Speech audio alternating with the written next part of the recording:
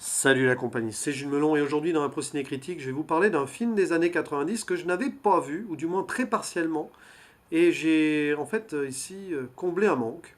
Ce film c'est Un monde parfait, A Perfect World en anglais, réalisé en 1993 par Clint Eastwood et avec comme acteurs principaux Kevin Costner, Clint Eastwood lui-même, Laura Dern ou le jeune T.J. Lothar qui campe ici le rôle de l'otage, un jeune garçon prénommé Philippe. Philip est sorti d'une famille de témoins de Jéhovah. Ce film est un road movie assez classique quelque part. Vous avez deux gangsters, dont Butch Haynes, joué par Kevin Costner, qui s'évadent de prison. Et dans cette évasion un peu rocambolesque, enfin un petit peu précipitée surtout, ils doivent voler une voiture et tombent sur une famille de témoins de Jéhovah. Et dans la précipitation, donc, ils prennent en otage le jeune garçon de la famille, le jeune Philippe.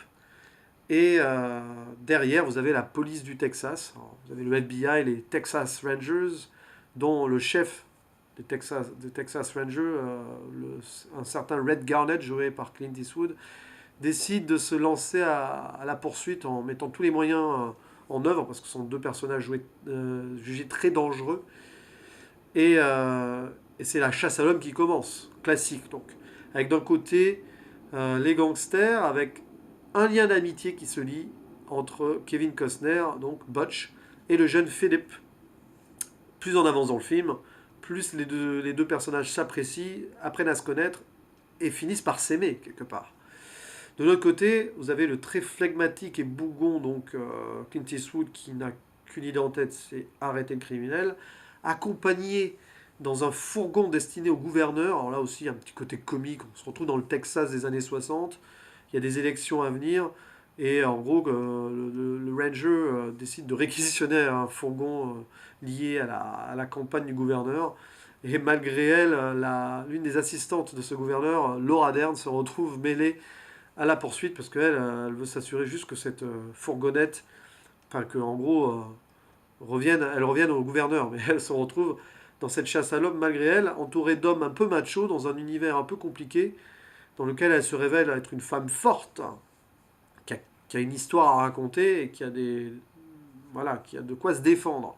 Donc là aussi, c'est intéressant. D'ailleurs, c'est ce qui est intéressant dans ce film. Un film bien réalisé, classique, hein. Il n'y a pas de fioriture, je trouve.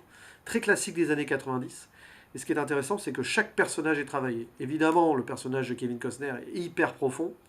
Cette histoire de. Enfin, ce gangster je crois qu'il est cambrioleur, voleur, hein, qui cherche la rédemption quelque part, qui la trouve malgré lui, sans le vouloir, dans l'amitié qu'il porte à ce petit garçon, et ce petit garçon qui le prend comme exemple. Du coup, son partenaire d'évasion est compliqué à gérer parce que lui, il n'est pas comme ça. Lui, au contraire, il maltraite le petit garçon et c'est clairement ce qui va faire péter un plomb au personnage de Butch, voilà, sans trop spoiler. Et c'est intéressant cette histoire de anti-héros total, quand même, qui devient un héros pour un jeune garçon innocent qui finalement lui-même a été en prison toute sa vie. Enfin, bon, le personnage de Kevin Costner n'a pas été en prison toute sa vie, mais il en sort, il découvre la liberté, et le jeune garçon, en étant pris en otage malgré lui, se retrouve aussi en liberté. Il sort de sa prison des témoins de Jéhovah, qui l'empêchait vraiment de s'amuser, de partager les joies des autres enfants de son âge. Et c'est un peu une histoire de double évasion, quelque part, avec un jeune garçon qui découvre la vie, qui apprend aux côtés d'un gangster qui reprend donc goût à la vie et à la liberté grâce à ce jeune homme. C'est intéressant, non? Donc moi j'ai trouvé ça très touchant, la relation entre les deux personnages est très touchante. Et donc comme je disais, ce film offre une ribambelle de personnages intéressants, très travaillés. Je trouve que il prend son temps, ce film, pour bien centrer les personnages, notamment celui de Laura Dern. Donc. Celui de Clint Eastwood reste un peu mystérieux, mais on sent le côté charismatique, bougon d'un gars qui veut faire son boulot, mais qui peu à peu, quand le film a avancé, va aussi s'ouvrir aux choses. Voilà. Et il y a plein d'autres personnages secondaires, notamment ce représentant du FBI, il me semble, totalement froid et impassible. Il y a la mère témoin de Jéhovah aussi. Et puis bon, il y a tout le grand final du film, hein, où, sans spoiler, malheureusement, le personnage de Butch Haynes, alors qu'on s'était attaché à lui, reprend sa part sombre de gangster, parce que bon, ça reste un film de Clint Eastwood quand même. Il fallait pas s'attendre à ce que l'anti-héros devienne héros à 100% et gentil, tranquille et tout. Non, il y a malheureusement les démons qui le rattrapent vers la fin. Mais c'est quand même bien mené, bien et assez intéressant. On lui trouve des circonstances atténuantes à cet homme. Et bon, bah, toute la scène finale, sans spoiler, est touchante et poignante, vraiment. Non, c'est un film vraiment sympa, bien construit, classique, je disais. C'est vrai que la réalisation n'offre pas spécialement de trucs farfelus. Et, elle s'intègre bien sur les grands espaces américains, sur ce côté road movie, vous voyez, sans trop en faire non plus, mais franchement c'est sympa. Puis les petites péripéties qui arrivent aux deux personnages principaux sont assez intéressantes à suivre. Franchement, je suis content de l'avoir vu. Et ouais, je crois que j'avais vu toute la fin en fait à la télé par hasard il y a quelques années. Donc quand je suis arrivé à la fin du film, j'ai eu une impression de déjà vu. Mais ça ne m'a pas gâché l'ensemble. Au final, je suis plutôt content de l'avoir vu. C'est le genre de film que j'aurais peut-être adoré, mais vraiment, si je l'avais vu ado.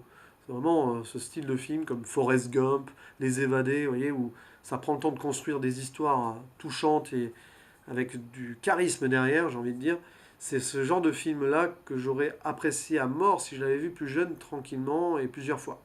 Mais là, en le voyant adulte, j'ai vraiment beaucoup aimé aussi. Je mets un bon 8 sur 10, pas plus. Parce qu'il y a la dimension adulte, je le vois peut-être trop tard, mais le côté trop classique parfois. Puis trop prévisible, bon, en même temps, voilà, on va pas être surpris non plus, mais on sait ce qui va se passer, quoi. Voilà, on sait ce qui va se passer dans ce genre de film.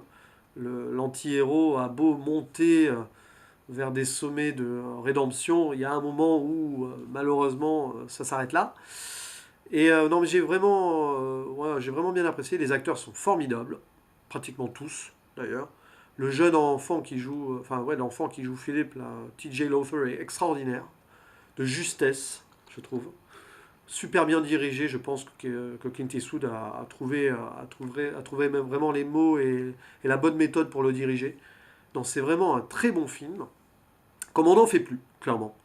Même si Clint Eastwood, bah ouais, bon, son dernier film est pas bon, hein, j'en avais parlé, là, le truc là, le biopic sur ceux qui ont empêché un attentat dans un Thalys là. Mais bon, c'est un peu à part. Non, Clint Eastwood fait souvent des très bons films qui prennent leur temps, qui se développent bien et qui soignent leurs personnages, surtout. Qui soignent ses personnages. Et ça c'est cool, parce qu'on n'en fait plus beaucoup des films comme ça. Aujourd'hui c'est vraiment action, comique, machin, et les personnages passent au second plan.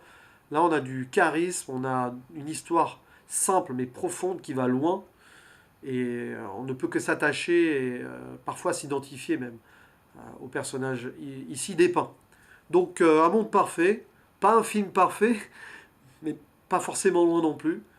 C'est voilà, c'est les années 90 du cinéma hollywoodien, un petit peu l'âge d'or, un certain âge d'or, parce que bon, évidemment, il y a eu l'âge d'or d'avant, mais pour ma génération, en tout cas, les années 90 ont sorti leur lot de très bons films, et celui-ci en fait partie, je trouve.